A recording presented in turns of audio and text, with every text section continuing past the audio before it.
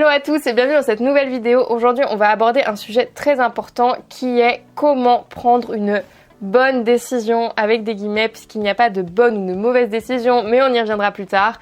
Et je vais commencer cette vidéo par un proverbe que mon papa me disait quand j'étais petite, qui était qu'il vaut mieux avoir l'embarras du choix plutôt que le choix de l'embarras. Alors quand j'étais petite, je ne comprenais pas ce que c'était que l'embarras, donc pour être très honnête avec toi, pendant très longtemps je n'ai pas compris ce dicton.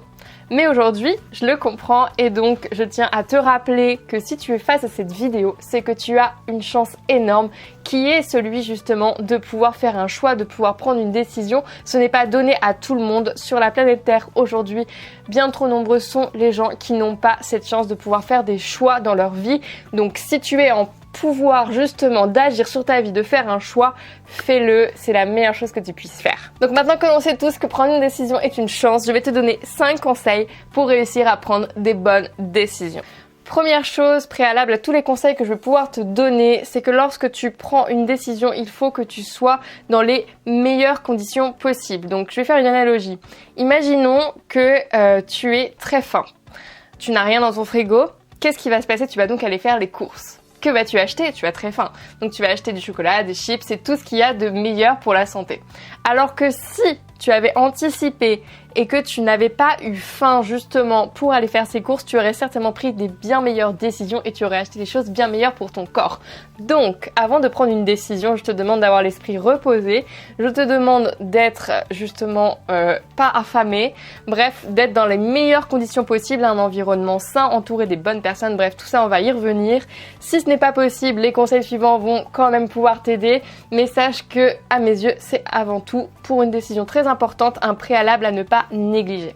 Le premier conseil que je veux te donner, c'est de penser long terme. Donc ce que j'entends par là, c'est qu'il faut que tu prennes conscience que la somme des décisions que tu vas prendre tout au long de ta vie vont tracer ton chemin et vont donc te conduire à un état qui doit correspondre à ton objectif d'aujourd'hui. Donc si ton objectif est de devenir nageur professionnel, je dis ça complètement au hasard, non, tu ne vas pas faire le choix ce soir d'aller sortir jusqu'à pas d'heure avec tes amis, boire des coups. Ça ne marche pas puisqu'en fait, si tu fais ça tous les soirs, la somme de ces petites actions va faire que tu vas perdre en santé parce qu'on sait très bien que l'alcool et le sport à haut niveau ne collent pas et donc tu vas t'éloigner de ton objectif. Tu as deux chemins qui s'offrent à toi, le chemin de j'ai plein d'amis et une vie sociale très remplie pleine d'alcool et le chemin de je veux devenir nageur professionnel. Si tu prends le chemin de l'alcool, tu n'iras pas vers la carrière de nageur professionnel et ce n'est pas grave, simplement aie conscience que chacune de tes décisions va tracer ton chemin et va donc participer justement à l'accomplissement de ton objectif. Par ailleurs, j'ai fait quelques petites recherches pour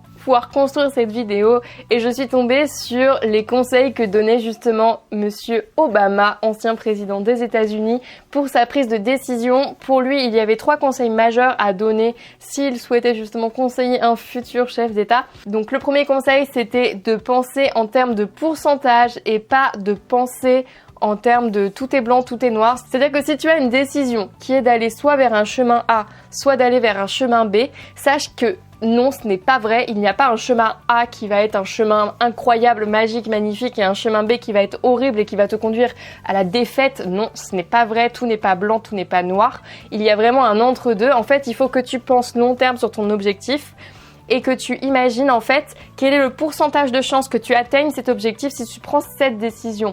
Le deuxième conseil que donnait Obama, c'est de réunir dans la pièce les personnes les plus intelligentes. Donc ce qu'il entendait par là, c'est qu'en fait il faut être capable de mettre son ego de côté pour s'entourer de personnes qui vont pouvoir te conseiller, des personnes que tu considères et qui vont t'apporter une connaissance que tu n'as pas sur un sujet. Le troisième conseil qu'il donnait, qui revient le deuxième, c'est d'oser poser des questions et ça je ne cesse de le répéter. Moi c'est ce qui a réellement changé ma vie de lycéenne étudiante, c'est que le jour où j'ai commencé à poser des questions en cours, en fait j'arrêtais de perdre énormément de temps chez moi sur mes fiches à rien comprendre et à chercher sur Google les réponses et en plus à trouver des réponses qui n'étaient parfois pas satisfaisantes, pas complètes.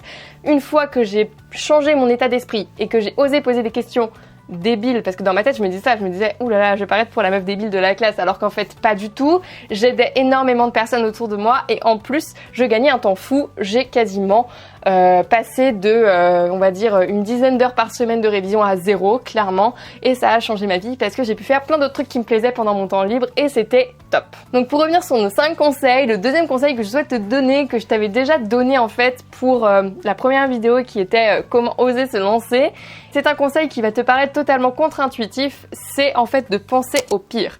En fait, penser au pire, ça va te permettre de rationaliser la chose et tu vas te rendre compte que finalement la situation la pire qui peut t'arriver, elle est pas si pire. C'est horrible de dire ça, mais bref, c'est ça.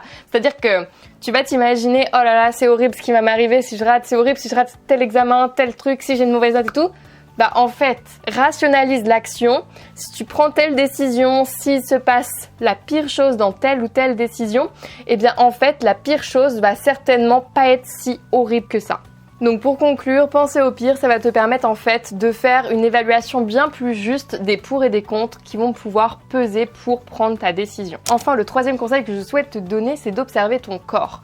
Alors, en fait, il faut savoir que depuis que tu es tout petit, et moi particulièrement je l'ai vu arriver, j'en ai pris conscience quand j'ai eu 14-15 ans, lorsque tu ressens des choses, lorsque tu vis des situations, lorsque tu fais des expériences, ton corps réagit. Ce qui est totalement normal, ton corps est une usine chimique et ton cerveau te comprend bien mieux que tu ne te comprends toi-même.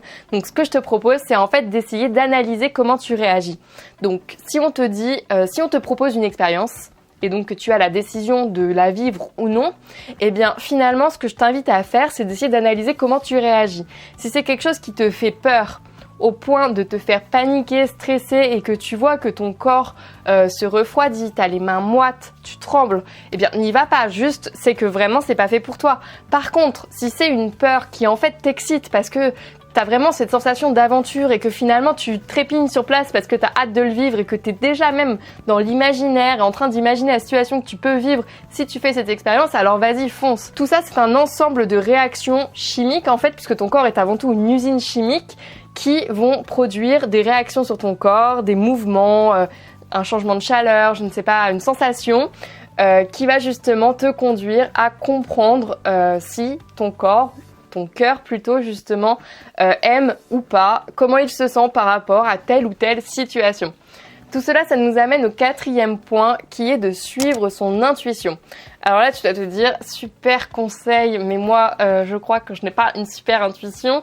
Sache qu'en fait, l'intuition, c'est comme tout, ça se travaille. Et plus tu prendras de décisions rapidement, et plus ton intuition va se développer parce qu'en fait, ton intuition, finalement, ce n'est que l'ensemble de l'apprentissage et des expériences que tu as fait jusqu'alors. Donc, plus tu vas entraîner ton corps, ton cerveau, ta personnalité à prendre des décisions dans l'action rapidement et à un très grand nombre de fois, plus en fait ton intuition va devenir de plus en plus perspicace et tu vas réussir finalement à atteindre ce que tout le monde souhaite atteindre, c'est-à-dire obtenir une intuition qui va te permettre de prendre des décisions hyper rapidement et de manière très efficace, toujours en ayant en tête ton objectif. Une personne qui se fiait énormément à son intuition n'est autre que Steve Jobs. Il disait même que c'était sa façon de prendre les décisions puisqu'il était persuadé que le secret pour qu'un grand groupe fonctionne était dans la rapidité d'action. C'est-à-dire que par exemple, lorsqu'il cherchait à construire, à créer un nouveau produit, il ne tergiversait pas très longtemps, il prenait une décision rapidement et il préférait bien plus suivre son intuition que passer des heures à analyser d'énormes études marketing. Alors je suis pas en train de te dire que le marketing c'est du bullshit. Ce que je suis en train de te dire, c'est que plus tu vas prendre des décisions et plus tu vas tendre vers l'état Steve Jobs, ce que j'appelle l'état l'intuition absolue, c'est-à-dire que il était tellement doué là-dedans qu'il était capable de sortir l'iPad juste sur une intuition, ce qui était un peu un truc de ouf quand même. Ce que m'a appris Steve Jobs quand j'ai fait mes recherches, c'est que finalement, au pire, ce qu'il va arriver, c'est que tu vas devoir corriger la décision que tu as prise. Imaginons que tu as pris justement la mauvaise décision avec des gros guillemets, et bien finalement, assure-toi que tu peux toujours revenir en arrière et je t'assure que dans 99% des cas, tu peux revenir en arrière. Il l'a fait avec Apple, je pense que tu peux le faire à l'échelle de ta vie.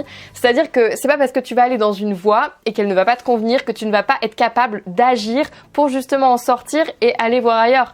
C'est pour ça qu'il y a tant de sociétés aujourd'hui qui fleurissent pour justement faire de la reconversion professionnelle et dans notre cas de la réorientation scolaire si tu es là justement pour ça. Mais sache que ce n'est pas un problème. L'important et on va y venir tout à la fin de cette vidéo, ce sera un peu la conclusion, le Graal. L'important c'est de ne pas rester statique. Enfin, le 5e conseil que je vais te donner, c'est d'imaginer en fait un compromis. C'est-à-dire qu'il faut que tu gardes en tête que ce n'est pas parce que tu as une décision à prendre entre un chemin A et un chemin B que peut-être il n'y a pas un chemin entre les deux qui va justement concilier les avantages de A et de B, ou que tu ne peux pas par exemple refuser A et B. Par exemple, tu peux simplement décider de faire C, que tu n'avais pas encore imaginé et qui est possible également. Donc ce que je te demande de faire, c'est de vraiment essayer d'avoir l'esprit le plus large possible quant au panel de décisions qu'il est possible que tu prennes actuellement. Donc quand je parle d'orientation scolaire, tout le monde parle direct de devoir prendre une décision sur les études que tu vas faire l'année prochaine. Eh bien, sache que ça peut être aussi simplement penser à peut-être prendre une année pour aller être fille au pair en Angleterre, j'en sais rien. Une année pour faire des petits jobs pour essayer de comprendre ce qui te plaît. Il y a plein de façons de construire un projet d'orientation scolaire autre que les études, même si les études, c'est souvent la solution de 90% des cas. Si ça se trouve, toi qui es derrière, ton chemin, ça ne sera pas ça et c'est pas grave. Sache que dans de nombreux pays, une année sabbatique, c'est obligatoire pour réussir à construire un projet d'avenir. Donc finalement, c'est une option qu'il faut que tu gardes en tête. C'est quelque chose qu'il est possible que tu doives imaginer parce que peut-être que c'est ta voie. Donc, exactement comme dans ta vie, pour le futur et pour peut-être maintenant, je ne sais pas quel âge tu as, essaye de toujours garder en tête toutes les solutions qu'il est possible que tu aies face à toi. Et souvent, vraiment souvent, quand je me retrouve moi-même confrontée à une décision, je ne suis pas dans le rationnel et je ne suis malheureusement pas en capacité d'imaginer toutes les solutions qui s'offrent à moi et j'en oublie certaines et c'est dommage. Donc j'espère que cette vidéo t'aidera à ça le moment venu. Enfin, j'aimerais terminer par une citation de Michelle Obama dont je vais t'épargner mon accent en anglais, donc je vais l'afficher maintenant. Celle-ci dit, pour la traduction en français, ne fais pas de décisions basées sur la peur, fais des décisions basées sur l'espoir, sur ce qu'il va arriver et non pas sur ce qu'il pourrait arriver dans la pire des situations. En gros, ne te laisse pas brider par tes émotions négatives, par ton comportement émotionnel qui est finalement irrationnel. Pense au pire mais de manière rationnelle. Rationalise la situation, pense sur le long terme, garde en tête tes objectifs. Moi je sais que ça m'a énormément aidé. Maintenant j'ai mes objectifs affichés au-dessus de mon bureau. Comme ça quand je me mets à mon bureau et que je travaille, eh bien je sais pourquoi je suis là. Et je pense que ça fait toute la différence parce que quand tu es vraiment motivé à faire quelque chose, que tu as vraiment un objectif en tête, tes décisions sont bien plus faciles à prendre, tout comme ta motivation est bien plus grande. Donc vraiment, j'espère que cette vidéo t'aura aidé à prendre des bonnes décisions, que ce soit maintenant ou dans le futur. J'espère que tu garderas en tête cette petite vidéo. En attendant, je t'invite dès maintenant à mettre en application tout ce qu'on a vu ensemble et à prendre tes premières décisions puisque comme on le sait maintenant, plus on s'entraînera et plus on développera notre intuition. Donc je te souhaite une très belle journée de confinement et on se retrouve très vite pour une prochaine vidéo.